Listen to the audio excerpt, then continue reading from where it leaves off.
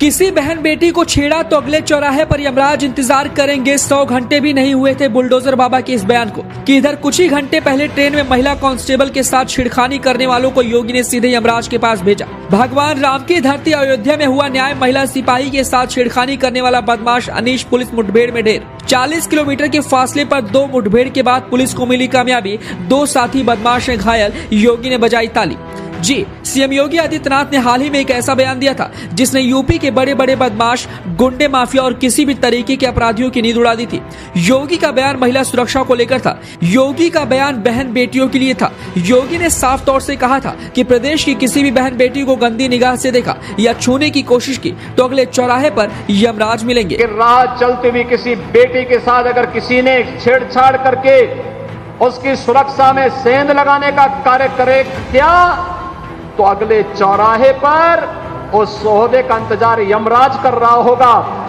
उसको फिर यमराज के यहां भेजते तो कोई रोक नहीं पाएगा। इस बयान को 100 घंटे भी नहीं पूरे हुए थे कि बुलडोजर बाबा के प्रदेश में एक बदमाश को सीधे यमराज के पास भेज दिया गया है। आपको बताते चले कि इन बदमाशों ने 30 अगस्त को सरयू एक्सप्रेस में चलती ट्रेन में यूपी की महिला कांस्टेबल के साथ छेड़खानी की थी।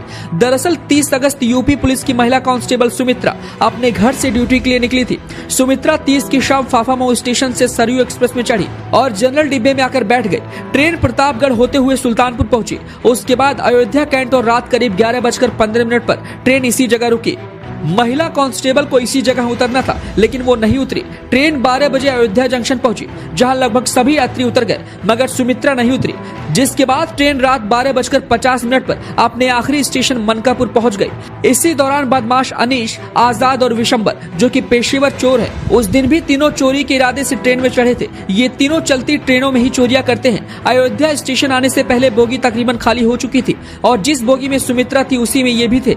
महिला कांस्टेबल उनके इरादों को भाप चुकी थी, लेकिन उसके बाद भी अपनी सीट से नहीं हटी। लेकिन बदमाश उसके पीछे दूसरी सीट पर आ गए। अयोध्या से बोगी खाली होने के बाद तीनों ने महिला के साथ जबरदस्ती करनी शुरू कर दी, जिसका कांस्टेबल ने विरोध किया तो उसके चेहरे पर वार किया और सिर को खिड़की से टकराया। लेकिन उसके बाद भी वो लड़ती रही। तीनों आरोपी नाकाम होने पर महिला कांस्टेबल की पिटाई कर उसे ट्रेन की सीट के नीचे छोड़कर फरार हो जाते हैं। जिसके बाद ट्रेन मनकापुर स्टेशन करीब 2 घंटे रुकी। फिर गाड़ी का इंजन बदला गया और ट्रेन 3:05 पर दोबारा मनकापुर से अयोध्या के लिए चली।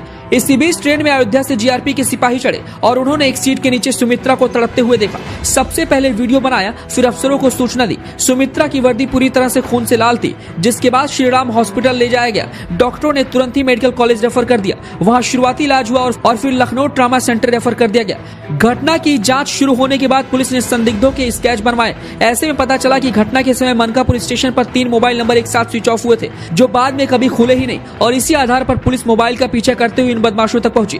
यूपी पुलिस काफी दिनों से इन बदमाशों की तलाश में थी, लेकिन आज सुबह एसटीएफ को सूचना मिली कि ये तीनों आरोपी इनायत नगर में छिपे हुए हैं। जिसके बाद एसटीएफ और पुलिस ने वहां गिरफ्तारी के लिए पहुंची और आरोपियों को सरेंडर के लिए कहा गया। लेकिन तीनों आरोपियों ने पुलिस पर गोली चला दी। जवाबी फायरिंग में 2 आरोपी विशंबर और आजाद गोली लगने से घायल हो गए और तीसरा आरोपी अनीश भागने में कामयाब रहा। जिसके बाद पुलिस ने पूरे इलाके की घेराबंदी कर दी और अनीश 40 किलोमीटर दूर पूरा कलंदर इलाके में जा छिपा। यहाँ पर भी पुलिस ने आरोपी अनीश से सरेंडर की बात कही, लेकिन उसने फायरिंग करनी शुरू कर दी।